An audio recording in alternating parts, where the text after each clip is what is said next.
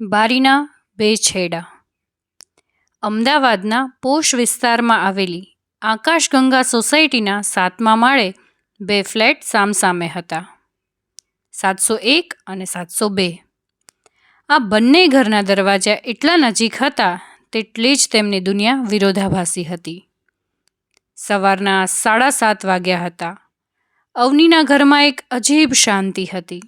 અવની સાથે ઘરમાં કોઈ હતું તો માત્ર ફિલ્ટર કોફીની સુગંધ અને સમાચાર પત્રના પાના ઉથલાવવાનો અવાજ.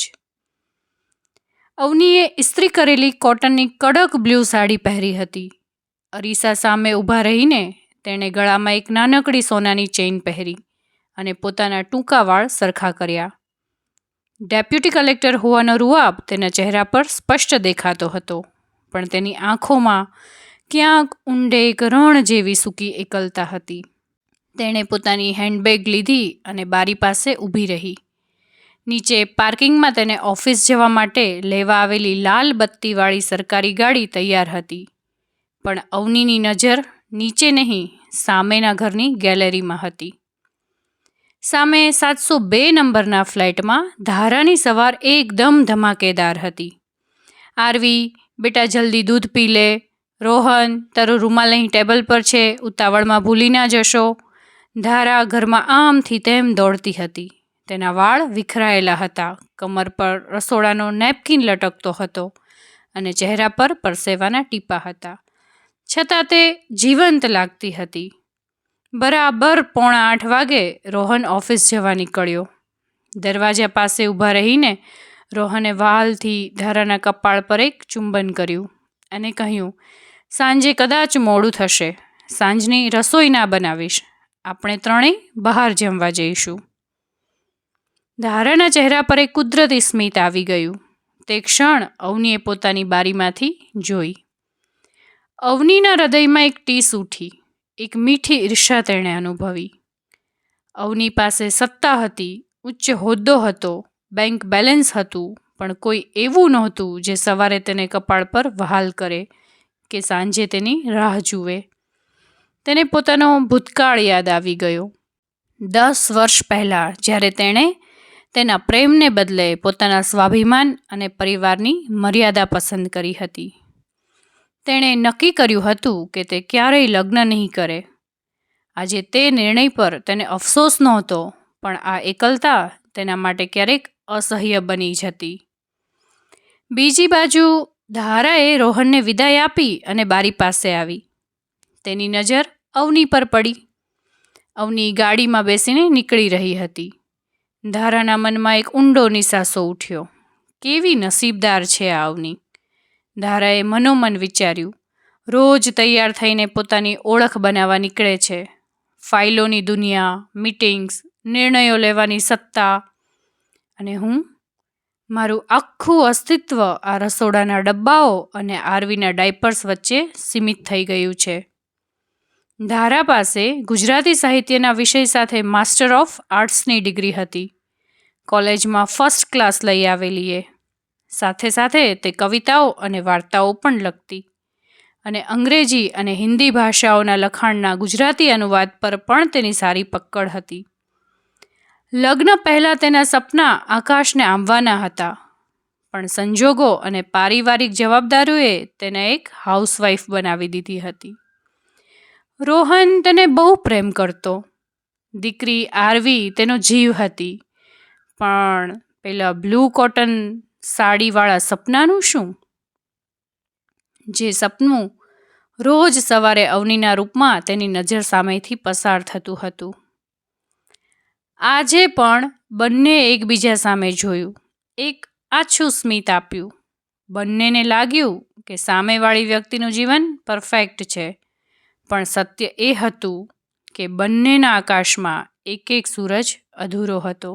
સ્મૃતિઓના સથવારે અને વાસ્તવિકતાના ઉંબરે અવનીની ઓફિસમાં આજે અરજદારોની બહુ ભીડ હતી.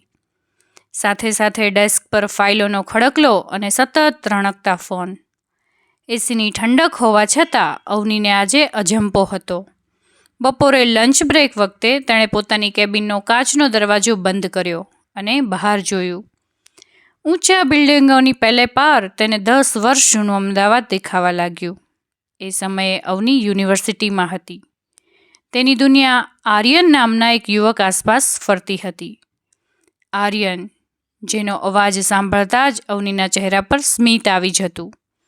બંનેના સપનાઓ મોટા હતા, પણ તેમની વચ્ચે એક દિવાલ હતી, તેમની અલગ અલગ જ્ઞાતિ. અવનીના પિતા જૂના વિચારોના અને પ્રતિષ્ઠાને જીવથી વધુ વહાલી ગણનારા માણસ હતા.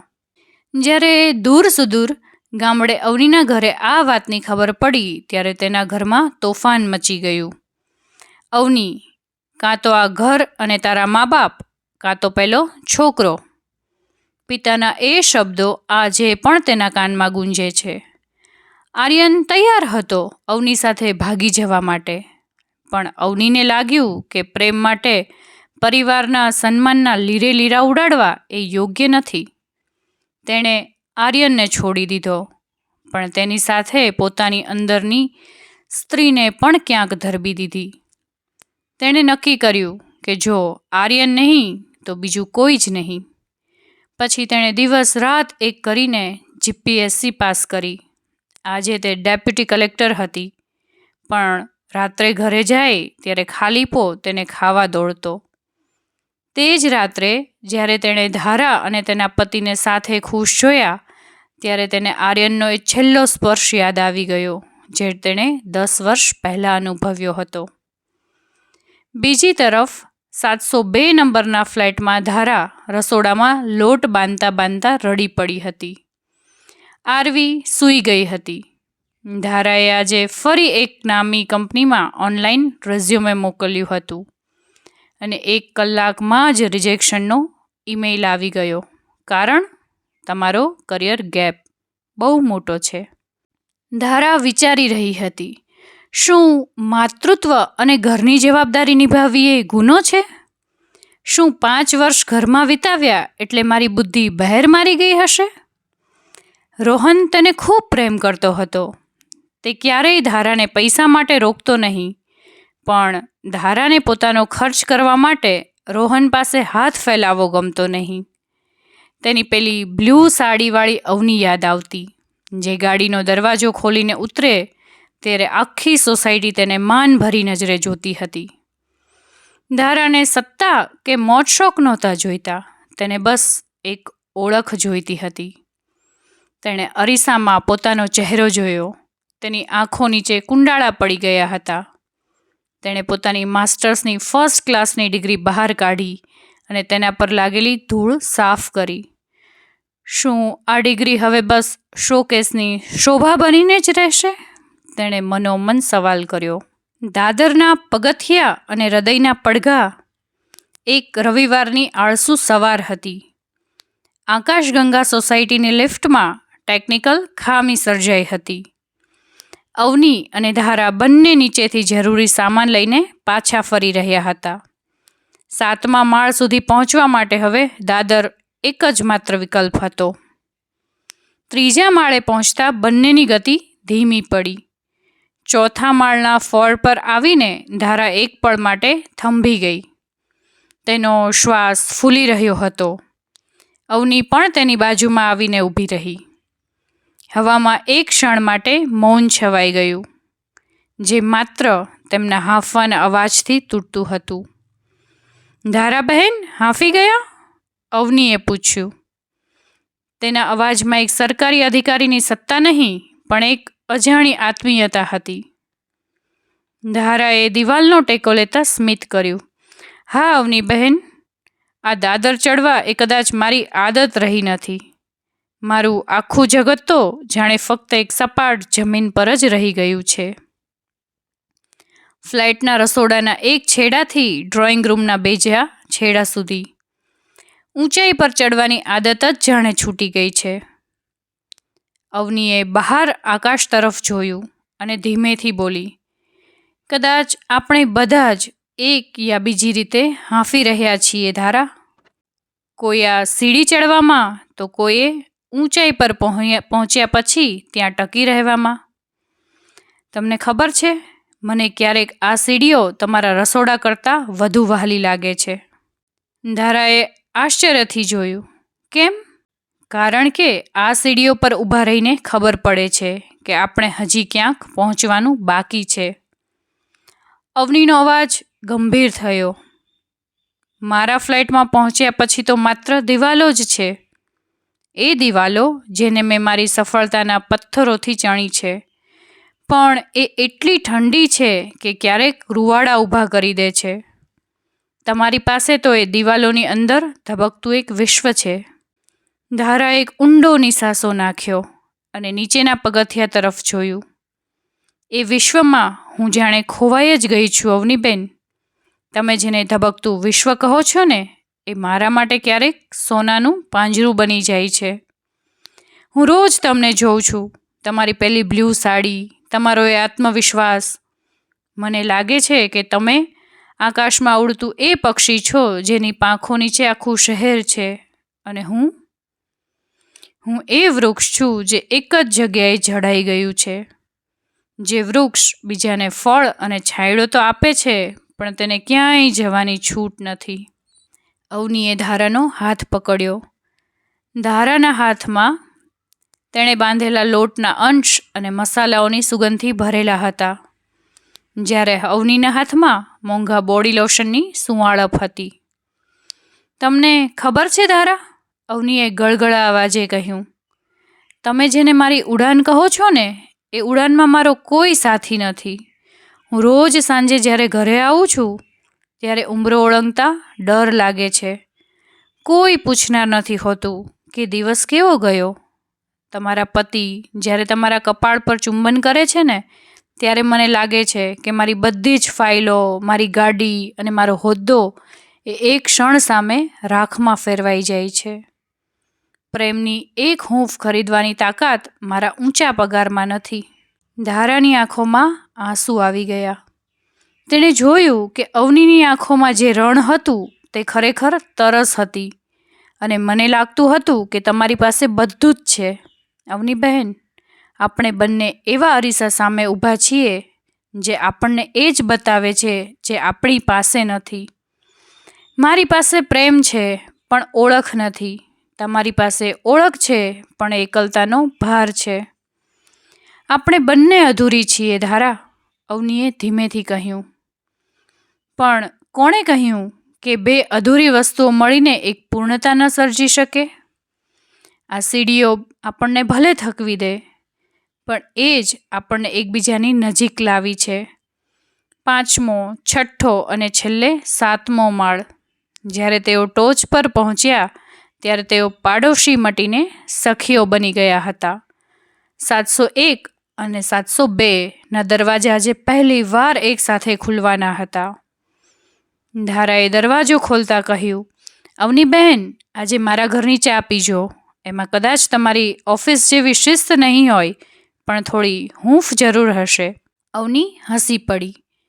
અને હું મારી સાથે એ ઓફિસની શિસ્ત લાવીશ જે કદાચ તમારા સપનાઓને ફરીથી ફાઇલમાંથી બહાર કાઢવામાં મદદ કરશે. વિસરાયેલા વ્યક્તિત્વની ખોજ. ધારાના ઘરમાં ગરમમાં ગરમ આદુવાળી ચાની સુગંધ પ્રસરેલી હતી. અવની સોફા પર બેસીને ધારાના એ જૂના લેપટોપને જોઈ રહી હતી, જે વર્ષોથી બંધ હતું. ધારા જ્યારે ચા લઈને આવી ત્યારે તેના ચહેરા પર એક પ્રકારનો સંકોચ હતો, જાણે કોઈ ચોરી કરતા પકડાઈ ગઈ હોય. ધારા, અવનીએ ચાનો કપ ટેબલ પર મૂકતા કહ્યું, તમે છેલ્લે ક્યારે કંઈ લખ્યું હતું? ધારાએ એક ઊંડો નિસાસો નાખ્યો અને બારી બહાર જોયું. 5 વર્ષ પહેલાં, આરવીના જન્મ પહેલાં, એક સામાયિક માટે મેં એક કવિતા મોકલી હતી. એ છપાઈ પણ હતી, પણ પછી જિંદગી, રેસિપીઓ અને રસીકરણના લિસ્ટમાં ખોવાઈ ગઈ. હવે તો મને એ પણ યાદ નથી કે મારું ઈમેલ આઈડી શું હતું. અવની હસી પડી. ઈમેલ આઈડી તો પાછું મળી જશે, પણ પેલા અક્ષરોનું શું જે તમારા મનમાં કેદ છે ધારા? મેં તમારી આંખોમાં એ તરસ જોઈ છે જ્યારે તમે મને સવારે ઓફિસ જતી જુઓ છો. ત્યારે ફક્ત મારી ઈર્ષા નથી હોતી, એ તમારી પોતાની ઓળખ માટેની તડપ હોય છે. સ્ત્રી તરીકે આપણે હંમેશા બીજાના સપનાઓ માટે આપણા સપનાઓનો ત્યાગ કરી દઈએ છીએ, પણ ક્યાં સુધી? ધારાની આંગળીઓ ટેબલના છેડાને વળગી રહી. પણ અવની, રોહનને શું કહીશ? એ મને બહુ સાચવે છે. એ કહેશે કે તારે શું દુઃખ છે? બધું તો છે. જો હું કામ કરવાનું કહીશ તો એને લાગશે કે એની કમાણી ઓછી પડે છે. પુરુષોનું અભિમાન બહુ નાજુક હોય છે. અવની ઊભી થઈ અને ધારાની નજીક જઈને તેનો હાથ પકડ્યો. આ અભિમાનની વાત નથી ધારા, આ અસ્તિત્વની વાત છે. તમે જ્યારે રોહન પાસે ખર્ચ માટે પૈસા માગો છો ત્યારે તમને કેવું લાગે છે? ભલે તે વહાલથી આપે, પણ એ માંગવાની પ્રક્રિયામાં એક પ્રકારની લાચારી હોય છે ને. ધારાની આંખોમાં પાણી આવી ગયા. તેણે ધીમેથી માથું હલાવ્યું. હા, દર વખતે એવું લાગે છે કે મારો પોતાનો કોઈ હક નથી. બસ એ જ હક મેળવવાનો છે. ઘણા સરકારી વિભાગોમાં સરકારી યોજનાઓના દસ્તાવેજોનું ગુજરાતીમાં શુદ્ધ અનુવાદ કરવા માટે કોઈ વ્યવસ્થિત વ્યક્તિની જરૂર પડતી જ રહેતી હોય છે. હું તમને આવી જાહેરાતોની જાણ કરતી રહીશ, પણ મહેનત તમારે કરવી પડશે. શું તમે તૈયાર છો તમારી પેલી બ્લુ સાડીવાળી ઓળખ ઊભી કરવા? ધારાએ ધ્રુજતા હાથે લેપટોપની સ્ક્રીન ખોલી. સ્ક્રીન પર જામી ગયેલી ધૂળ ખંખેરી. એ ધૂળ માત્ર લેપટોપ પર નહોતી, તેના આત્મવિશ્વાસ પર પણ હતી. ઉંબરાની પહેલે પારનો સંઘર્ષ. બીજા દિવસે સોમવારે સવારે જ્યારે રોહન ઓફિસ જવા નીકળ્યો ત્યારે ધારાના મનમાં એક ફાળ પડી. તેણે નક્કી કર્યું હતું કે તે આજે રોહન સાથે વાત કરશે. રોહન, મારે કંઈક વાત કરવી છે, ધારાએ હિંમત ભેગી કરીને કહ્યું. રોહન ટાઈ બાંધતા અટક્યો. બોલને, કંઈ ખાસ? મેં વિચાર્યું છે કે હું ફરીથી કામ શરૂ કરું. અવનીબહેને મને એક ફ્રીલાન્સ પ્રોજેક્ટ વિશે વાત કરી છે. ઘરે બેઠા જ કરવાનું છે. રોહન થોડીવાર ચૂપ રહ્યો. તેના ચહેરા પર હાવભાવ બદલાયા. કામ? પણ કેમ? શું તને અહીંયા કોઈ તકલીફ છે? જો તારે પૈસા જોઈતા હોય તો મને કહે, હું તારું એલાઉન્સ વધારી દઉં. અને આરવીનું શું? ઘરનું શું? ધારાને આ જ ડર હતો, પણ આ વખતે અવનીના શબ્દો તેના કાનમાં ગૂંજતા હતા. રોહન, આ પૈસા માટે નથી, આ મારા માટે છે. હું આખો દિવસ ઘરમાં રહું છું, પણ મારું મન ખાલી રહે છે. મને લાગે છે કે મારી ડિગ્રીઓનો શ્વાસ કબાટમાં પડ્યા ઘૂંટાઈ રહ્યો છે. હું આરવીને એ શીખવા માગું છું કે તેની મમ્મી માત્ર રસોઈ જ નથી બનાવતી, તે બહારની દુનિયાનો પણ એક મહત્વનો ભાગ છે. રોહન તેની સામે જોઈ રહ્યો. તેણે પહેલી વાર ધારાની આંખોમાં એ દ્રઢતા જોઈ જે પહેલાં ક્યારેય નહોતી. ઠીક છે, જો તને એમાં ખુશી મળતી હોય તો કર. હું મારાથી બનતી તમામ મદદ કરીશ. અને આમ થઈ ધારાના સંઘર્ષની શરૂઆત. આ દિવસો ધારા માટે બહુ અઘરા હતા. રસોડું, આરવીનું હોમવર્ક અને અનુવાદનું કામ. ત્રણેય વચ્ચે સંતુલન જાળવવું એ લોઢાના ચણા ચાવવા જેવું હતું. ક્યારેક શાકમાં મીઠું વધી જતું તો ક્યારેક રાત્રે 2-2 વાગ્યા સુધી તે લેપટોપ સામે બેસી રહેતી. તેની પીઠ દુખતી, આંખો બળતી, પણ જ્યારે તે એક ફકરાનું સુંદર ગુજરાતીમાં રૂપાંતર કરતી ત્યારે તેને જે સંતોષ મળતો હતો તે અદ્ભુત હતો. બીજી બાજુ અવનીનું જીવન પણ બદલાયું હતું. હવે તે ઓફિસથી આવીને પોતાના ફ્લેટમાં ભરાઈ રહેવાને બદલે ધારાના ઘરે જતી. ક્યારેક તે આરવીને ગણિત શીખવતી તો ક્યારેક ધારા જ્યારે કામમાં વ્યસ્ત હોય ત્યારે તે રસોડામાં જઈને બંને માટે ચા બનાવી લાવતી. એક સાંજે અવનીએ જોયું કે ધારા થાકીને સોફા પર જ સૂઈ ગઈ હતી અને બાજુમાં લેપટોપ ચાલુ હતું. અવનીએ હળવેથી ધારા પર ચાદર ઓઢાડી તેને સમજાયું કે જે સ્નેહ અને પરિવારની તેને શોધ હતી તે તેને કોઈ લાઈફ પાર્ટનર પાસે નહીં, પણ એક સાચી સખીના સંગાથમાં મળી રહ્યો હતો. અવનીની એકલતા હવે એકાંતમાં ફેરવાઈ ગઈ હતી, જેમાં શાંતિ હતી, દર્દ નહીં. પૂર્ણતા તરફનું પ્રયાણ 3 મહિના પછી ધારાને તેના કામનો પહેલો ચેક મળ્યો. એ રકમ બહુ મોટી નહોતી, કદાચ અવનીના એક દિવસના પગાર જેટલી પણ નહીં, પણ ધારા માટે એ જીવનની સૌથી કિંમતી કમાણી હતી.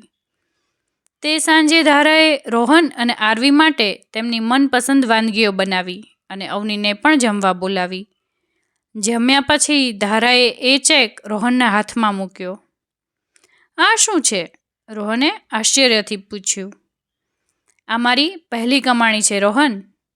આનાથી માટે આરવી માટે કંઈક લેવું છે અને તમારા માટે પણ સૌથી વધુ તો મારે મારા માટે એક બ્લુ કોટન સાડી લેવી છે, એક્ઝેક્ટલી અવનીબેન જેવી. ધારા ખડખડાટ હસી પડી. રોહનની આંખોમાં પણ આજે ગર્વ હતો. તેણે જોયું કે આ 3 મહિનામાં ધારાના વ્યક્તિત્વમાં એક નવી ચમક આવી હતી. તે હવે માત્ર ફરિયાદો કરતી ગૃહિણી નહોતી, પણ એક આત્મવિશ્વાસથી છલકાતી સ્ત્રી હતી. અવની બારે પાસે ઊભી રહીને આ દ્રશ્ય જોઈ રહી હતી. તેની આંખો ભીની હતી. તેને લાગ્યું કે 10 વર્ષ પહેલાં આર્યનને છોડ્યા પછી જે ખાલીપો તેના હૃદયમાં પડ્યો હતો તે આજે ભરાઈ ગયો છે. તેને સમજાયું કે પ્રેમ માત્ર સ્ત્રી પુરુષના સંબંધમાં જ નથી હોતો. પ્રેમ એમાં પણ છે કે તમે કોઈના સપનાને પાંખો આપો. સોસાયટીના ગાર્ડનમાં અત્યારે બાળકો રમી રહ્યા હતા. અવની અને ધારા બાલ્કનીમાં સાથે ઊભી હતી. ધારા, અવનીએ ધીમેથી કહ્યું, તને ખબર છે, મને હંમેશા લાગતું કે મારી પાસે બધું જ છે પણ કાંઈ જ નથી. પણ તારા ઘરે આવીને મને સમજાયું કે ખુશી ફાઇલોમાં નહીં પણ કોઈની સાથે બેસીને પીધેલી આદુવાળી કડક ચામાં હોય છે. ધારાએ અવનીનો હાથ પકડીને પોતાના ખભા પર મૂક્યો. અને અવની, તે મને શીખવ્યું કે આદુવાળી ચા બનાવવી એ કળા છે, પણ એ ચાની સુગંધ દુનિયા સુધી પહોંચાડવી એ મારું સામર્થ્ય છે. આપણે બંને અધૂરા હતા, પણ હવે આપણે બંને એકબીજાની પૂર્ણતા છીએ. સૂર્યાસ્તનો કેસરી રંગ આખી આકાશગંગા સોસાયટી પર પથરાઈ ગયો હતો. 701 અને 702ના દરવાજા હવે માત્ર પાડોશીઓના દરવાજા નહોતા. એ 2 એવા આત્માઓના પ્રવેશ દ્વાર હતા જેમણે એકબીજાને જીવતા શીખવ્યું હતું. બહારથી જોનારને આજે પણ અવની એક કડક ઓફિસર અને ધારા એક માયાળુ ગૃહિણી જ લાગ દેખાતી હશે, પણ સત્ય તો એ 7મા માળની બારીઓ જ જાણતી હતી કે બંને પોતપોતાના હિસ્સાનું આકાશ શોધી લીધું હતું.